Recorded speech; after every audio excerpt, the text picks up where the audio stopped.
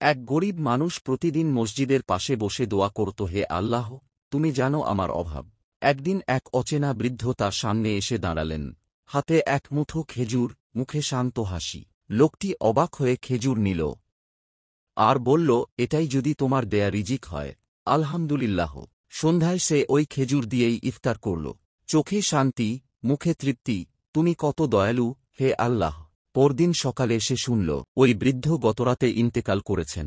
বৃদ্ধ মৃত্যুর আগে বলেছিলেন, আজ আমি আমার জীবনের সেরা কাজটি করেছি। গরিব লোকটির চোখে জল এল। সে সেজদায় পড়ে কেঁদে বলল, হে আল্লাহ, তুমি কাকে পাঠাও আমি বুঝি না। রাতে সে স্বপ্নে দেখল, এক ফেরেশতা বলছে, তুমি সন্তুষ্ট ছিলে, আল্লাহ তোমার উপর খুশি। সে দেখল জান্নাতের এক সবুজ বাগান, যেখানে শান্তি, আলো আর প্রশান্তি ভেসে বেড়াচ্ছে। ভোরে ঘুম ভেঙে সে হাসল, বলল, অল্পতেই খুশি থাকাই আসল সম্পদ, আলহামদুলিল্লাহ।